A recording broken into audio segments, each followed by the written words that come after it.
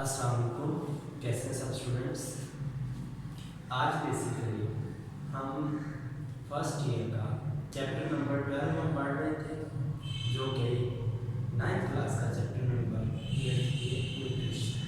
हम उसको डिस्कस कर रहे हैं। उसका लास्ट टाइम मैंने आपको जो बताया था, डाइजेशन के स्मॉल इंटेस्टाइन में स्टार्ट किया। हमने डिलिनम के अंदर डाइजेशन लास्ट टाइम पढ़ी थी। आज हम उसके रिमेनिंग 2 पार्ट्स के अंदर डाइजेशन को डिस्कस करेंगे कि डाइजेशन कैसे होती है। आज हम बेसिकली डिस्कस करेंगे digestion in jejunum and digestion in ileum. Ileum for the site of absorption of food. इन दोनों पार्ट्स को आज हम डिस्कस करेंगे। चलिए स्टार्ट करते हैं। जेजनम के अंदर जेजनम होता क्या है? स्मॉल इंटेस्टाइन का पार्ट है, सेकेंड लार्जेस्ट पार्ट है जो इंटेस्टाइन का ओवरऑल है डिलिनम के बाद। काम इसका क्या है? ये बेसिकली 2.4 मीटर लॉन्ग होता है और ये आपकी स्मॉल इंटेस्टाइन का 2/5 पार्ट बना रहा है। दैट्स मीन स्मॉल इंटेस्टाइन का दूसरा हिस्सा 5 हिस्सों में से 2 हिस्से कौन बनाता है? जेजनम बनाता है। जेजनम के अंदर वो फूड एंटर होती है जो कि डिडिनम से अनडाइजेस्टेड है। डिडिनम उसको डाइजेस्ट नहीं कर सका कुछ फूड को, वो किसके अंदर एंटर होगी? वो एंटर होगी जेजनम के अंदर। कुछ फूड को डिडिनम डाइजेस्ट नहीं कर सका, डिडिनम से पास होकर किसमें आ रही? जेजनम के अंदर, और फिर इलियम के अंदर जाए। जेजनम ने उस फूड को डाइजेस्ट करना है एंजाइम के जरिए। ये एंजाइम किसका पार्ट है? इंटेस्टिनल जूस का पार्ट। इंटेस्टिनल जूस के अंदर चूंकि बहुत सारे एंजाइम हैं, उन एंजाइम ने इस फूड को डाइजेस्ट कर देते हैं। अब ओवरऑल पिक्चर आपको दिखा रहा हूँ। ह्यूमन डाइजेस्टिव ट्रैक्ट के एंजाइम, उनके सबस्ट्रेट और उनकी प्रोडक्ट। सबसे पहला एंजाइम है अमाइनोपेप्टिडेज। अमाइनोपेप्टिडेज एंजाइम वर्क करता है पॉलीपेप्टाइड। ये इसका सबस्ट्रेट है जिस पर एंजाइम एक्ट करता है, उसे सबस्ट्रेट कहते हैं। पॉलीपेप्टाइड को ब्रेक करके डाइपेप्टाइड में चेंज करता है। अमाइनो एसिड की चेन को आप पेप्टाइड चेन कहते हैं। उनके दरमियान बनने वाले बॉन्ड को पेप्टाइड बॉन्ड कहते हैं। बहुत सारे अमाइनो एसिड को जोड़कर जस्ट 2 के अंदर डाइपेप्टाइड में चेंज करना इस एंजाइम का फंक्शन। दूसरा एंजाइम है ट्रिप्सिन। ट्रिप्सिन डाइपेप्टाइड पर एक्ट करके उसको अमाइनो एसिड में चेंज करता है। फिर आ गया लाइपेज। वर्ड इंडिकेट कर रहा है lipase lipid digesting enzyme. Fat को डाइजेस्ट करेगा, फैटी एसिड और ग्लिसरॉल में चेंज कर देगा। Glycerol is 3 carbon alcohol. फिर से बता रहा हूँ, जैसे पहले भी बता चुका हूँ। ये किसमें चेंज कर देता है? फैट को फैटी एसिड और ग्लिसरॉल के अंदर चेंज करेगा। माल्टेज एंजाइम है, माल्टोज पर एक्ट करेगा, जो कि शुगर है, उसे ग्लूकोज शुगर के अंदर चेंज करेगा। Next enzyme lactase. Lactase is present in the milk. ये मिल्क एंजाइम लैक्टेज पर एक्ट करेगा। लैक्टोज इसका सबस्ट्रेट है, लैक्टेज एंजाइम है, लैक्टोज पर एक्ट करेगा। लैक्टोज सबस्ट्रेट है, उसे चेंज कर देगा ग्लूकोज और गैलेक्टोज के अंदर। ग्लूकोज और इसके अंदर गैलेक्टोज इसके अंदर चेंज कर देगा। इसी तरह नेक्स्ट पार्ट आगे ही तो था हमारे पास, कौन सा हिस्सा? ये पार्ट था हमारे पास जेजनम। अब हम डिस्कस करेंगे ileum. Ileum for the sake of absorption of food. Ileum खुराक की एब्जॉर्प्शन करता है, जज़ब करने में मदद देता है। It is nearly all the absorption take place in the ileum. तकरीबन जितनी भी खुराक जज़ब होती है, एब्जॉर्प्शन होती है, किसके अंदर होती है? इलियम के अंदर। फिर मैंने एक सेकंड पॉइंट लिखा हुआ है, surface of ileum has folds. Ileum की सरफेस के ऊपर कुछ फोल्ड्स होते हैं। उन फोल्ड की अपीयरेंस कैसी है? वेलवेटी है और फिंगर लाइक प्रोजेक्शंस होते हैं, जिसे विलाई कहते हैं। इलियम के पास कुछ फोल्ड्स हैं, उनकी अपीयरेंस वेलवेटी है, वेलवेट की तरह की है, और उसके ऊपर फिंगर लाइक प्रोजेक्शंस हैं, जिनको हम क्या कहते हैं? विलाई का नियम कहते हैं। अब विलाई को डिस्कस करते हैं डिटेल में। विलस के पास कौन कौन सी चीजें? विलाई सिंगुलर है तो उसको आप विलस भी कह सकते हैं, एक है तो उसको क्या कह सकते हैं? विलस। विलस के पास ब्लड कैपिलरीज हैं और वेसल्स हैं। वेजल्स खून की सप्लाई करते हैं। इन्हीं वेजल्स को आप क्या कहते हैं, लैक्टियल्स कहते हैं। लैक्टियल किसका पार्ट है, लिम्फेटिक सिस्टम का पार्ट है। अब जो लिम्फेटिक सिस्टम के लैक्टियल्स हैं ये कुछ सेल्स से मिलकर बने हुए हैं, उन सेल्स को एपिथेलियल सेल्स का नाम देते हैं। वो एपिथेलियल सेल्स क्या हैं, they are closely packed cylinders. Epithelial cell भी क्लोजली पैक्ड सिलेंडर से मिल होते हैं, जिन्हें हम क्या कहते हैं, माइक्रोविलाई। मैं रिपीट कर रहा हूँ, मैंने आपको बताया विलस के पास ब्लड कैपिलरीज भी हैं और वेसल्स भी हैं, जिन्हें लैक्टियल्स कहते हैं। और ये एपिथेलियल सेल से मिलकर बने। एपिथेलियल सेल्स के पास क्या मौजूद है, क्लोजली पैक्ड सिलेंडर हैं, जिन्हें माइक्रोविलाई कहते हैं। तो विलाई है, विलाई और फिंगर लाइक प्रोजेक्शंस, फिंगर की तरह क्या होगी से, जिन्हें आपने विलाई का नाम दिया। But microvilli are not finger like, they are closely packed cylinder of sales.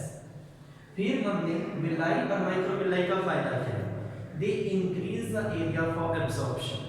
खुराक के हजम करने के लिए जो सरफेस एरिया थी, जो जगह थी, उसको विलाई और माइक्रोविलाई ने इंक्रीज कर दिया। फिर नेक्स्ट हमारे पास एब्जॉर्प्शन ऑफ न्यूट्रिएंट। कौन से न्यूट्रिएंट कैसे एब्जॉर्ब होते हैं, तीन बेसिक न्यूट्रिएंट हैं जो कि इलियम के अंदर एब्जॉर्ब हो रहे हैं। कैसे हो रहे हैं उसको देखते हैं, शुगर और अमाइनो एसिड।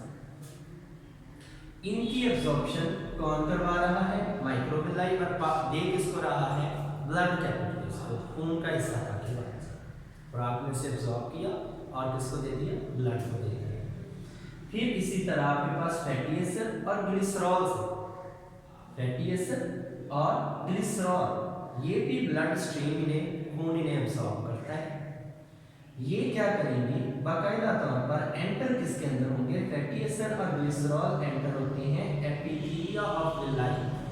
विलाई के जो सेल्स है, एपिथेलियल सेल्स से, उनके अंदर एंटर होंगे और वहां पर जाकर ये फैट बनेंगे। फैट किसमें एंटर हो जाएंगे, लैक्टियल्स के। मैं रिपीट कर रहा हूं, फैटी एसिड और glycerol epithelial of cells of villi के अंदर एंटर होंगे, दोनों मिलेंगे, क्या बनाएंगे, फैट। फैट किसके अंदर एंटर हो जाएगी, लैक्टियल्स के अंदर एंटर हो जाएगी। प्रोटीन और फैट, लिपिड्स, ये दोनों मिलेंगे, कॉन्जुगेटेड मॉलिक्यूल बनाएंगे, जिसे लिपोप्रोटीन का नाम देते हैं। लिपोप्रोटीन आपके सेल मेम्ब्रेन भी बनाते हैं, उसके अलावा भी इनके फंक्शंस हैं। लिपोप्रोटीन थ्रेसिक लिम्फ डक्ट से के जरिए किसका पार्ट बन जाएंगे, ब्लड स्ट्रीम का पार्ट। रिपीट कर रहा हूं, प्रोटीन भी एब्जॉर्ब होते हैं, प्रोटीन और फैट लिपोप्रोटीन का ब्लड बनाते हैं। ये थ्रेसिक लिम्फ डक्ट के जरिए ब्लड स्ट्रीम का पार्ट बनते हैं। फिर लिपोप्रोटीन बॉडी के अंदर हाइड्रोलाइज होते हैं, ब्लड के अंदर जाकर, ब्लड के अंदर एंजाइम है, वो एंजाइम लिपोप्रोटीन को हाइड्रोलाइज करेंगे, तोड़ेंगे। और इस they are used in respiration, उन्हें इस्तेमाल कहाँ पर करेंगे, रेस्पिरेशन में। अगर रेस्पिरेशन के अंदर इस्तेमाल नहीं हो रहे तो उन्हें स्टोर कर दिया जाएगा किसके अंदर, या तो लीवर के अंदर, या मसल या स्किन के नीचे लेयर बना लेंगे फैट की, जिसे ब्लबर भी कहा जाता है। रिपीट कर रहा हूँ, क्या हुआ, यहाँ पर मैंने बताया लिपोप्रोटीन बने, थ्रेसिक लिम्फ डक्ट के जरिए ब्लड स्ट्रीम के अंदर एंटर हो, वहां पर जाकर या तो रेस्पिरेशन के अंदर स्टोर हो जाएंगे, ब्लड के जरिए जाएंगे, रेस्पिरेशन के लिए यूज होंगे। अगर यूज नहीं हो रहे तो हमारी स्किन के नीचे फैटी एसिड की लेयर बना रहे हैं, चर्बी की लेयर बना रहे हैं, लीवर के अंदर जमा हो सकते हैं, या फिर किसके अंदर जमा हो सकते हैं, मसल्स के अंदर। गैदरिंग ऑफ वेस्ट, नेक्स्ट हमारा वो बताने से पहले डायग्राम देखिए। ये डायग्राम बाकायदा तौर पर इलियम की है, ओवरऑल स्मॉल इंटेस्टाइन का पार्ट आपको दिखाया गया है, जिसके अंदर सबसे पहले we carry blood to the hepatic portal vessel, ये ब्लड वेन लेकर जा रहे हैं। अब नेक्स्ट ये इस ओवरऑल इलियम का क्या है, ल्यूमन है। ल्यूमन बेसिकली आपके पास क्या होता है, ल्यूमन का मतलब स्पेस होता है, जगह होता है। फिर यहाँ पर आपको लार्ज सर्कुलर फोल्ड्स नजर आ रहे हैं, ये वाले इसके मसल्स हैं। यहाँ पर फूड की एब्जॉर्प्शन होती है, इस एरिया के अंदर फूड एब्जॉर्ब हो रही है। और ये जो आपको पार्ट नजर आ रहे हैं, फिंगर लाइक प्रोजेक्शंस ये नजर आ रही है, इन्हें विलाई कहते हैं। अब नेक्स्ट है गैदरिंग ऑफ वेस्ट। वेस्ट को आपने गैदर आपकी यानी जो बॉडी से बच रहा है वो वेस्ट नेक्स्ट पार्ट के अंदर एंटर कैसे होगा, गैदर कैसे। मैंने लिखा intestinal content push back to the alimentary canal by peristalsis. Peristaltic activity हो रही है, कॉन्ट्रैक्शन रिलैक्सेशन हो रही है, जो भी इंटेस्टिनल कंटेंट है जो अनडाइजेस्टेड मैटर है वो पुश्ड हो। पेरिस्टॉलिटिक एक्टिविटी से अनडाइजेस्टेड मैटर क्या हो रहा है या फिर जो वेस्ट है वो क्या हो रहा है, पुश्ड हो। वो पुश्ड होकर कहां पर जाएगा, it will from the ilium and पर एक स्फिंक्टर मौजूद है जिसे क्या नाम देते हैं, इलियोलिक स्फिंक्टर। ये स्फिंक्टर कभी तो ओपन होगा कभी क्लोज होगा, कभी ओपन कभी क्लोज। ये ओपनिंग और क्लोजिंग की वजह से जो रेसिड्यू है, जो फालतू मात्रा है, जो वेस्ट है, that will enter into the large intestine. Small intestine उसके इलियम के एंड पर इलियोलिक स्फिंक्टर जो ओपन क्लोज हो रहा है, वेस्ट मटेरियल को किसमें एंटर कर रहा है, लार्ज इंटेस्टाइन। नेक्स्ट एक दो डिजीज थोड़ा सा उसमें डिस्कस करेंगे आपके सिलेबस के अंदर। इंटेस्टिनल गैस, बाज लोग होते हैं उन्हें मिल्क प्रोडक्शन को, मिल्क की जो भी प्रोडक्ट है उसकी कंजप्शन से क्या हो जाता है, डायरिया ऐसा हो सकता है या फिर उनको गैस बन जाती है। उसके लिए रीज़न क्या है, उसकी रीज़न ये है कि मिल्क के अंदर एक शुगर है जिसका नेम है लैक्टोज। लैक्टोज को डाइजेस्ट करने के लिए एक एंजाइम चाहिए जिसका नेम है लैक्टेज। पीछे आपको बता दूं लैक्टेज एंजाइम मिल्क शुगर को डाइजेस्ट करता है जिसका नेम है लैक्टोज। इन लोगों के पास ये लैक्टेज मौजूद नहीं है, सो इनके पास लैक्टोज डाइजेस्ट नहीं होती, जिनकी वजह से इन लोगों को क्या हो जाती है, गैस हो जाती है, डायरिया हो जाता है। जब भी मिल्क पिएंगे डायरिया हो जाता है। फिर मैंने इसी तरह loss of villin epithelial cell, epithelial cell continuously lost हो रहे हैं, कंटिन्यूअसली शेड हो रहे हैं, लेकिन वहां पर इन्होंने रिप्लेस नए सेल बनने हैं, पुराने तो शेड हो गए, उनकी जगह पर नए सेल बनते हैं। किससे बनते हैं, they are replaced by cryptic division. Villi के पास एक गुफा है जिसको आप क्या कहते हैं, क्रिप्ट का नाम देते हैं। उस क्रिप्ट की डिवीजन से ये नए सेल बार बार बनते जाते हैं। ओल्ड सेल हमारे फीसिस के साथ निकल भी जाते हैं और उसकी जगह पर क्रिप्टिक डिवीजन के नतीजे में न्यू सेल्स बनते रहते हैं। ये तो थी हमारे पास स्मॉल इंटेस्टाइन। आज का आई होप सो आपको इस लेक्चर की समझ आई होगी। बाकी आप कोई भी क्वेश्चन मुझसे कर सकते हैं। अपना ख्याल रखिए। अल्लाह हाफिज़।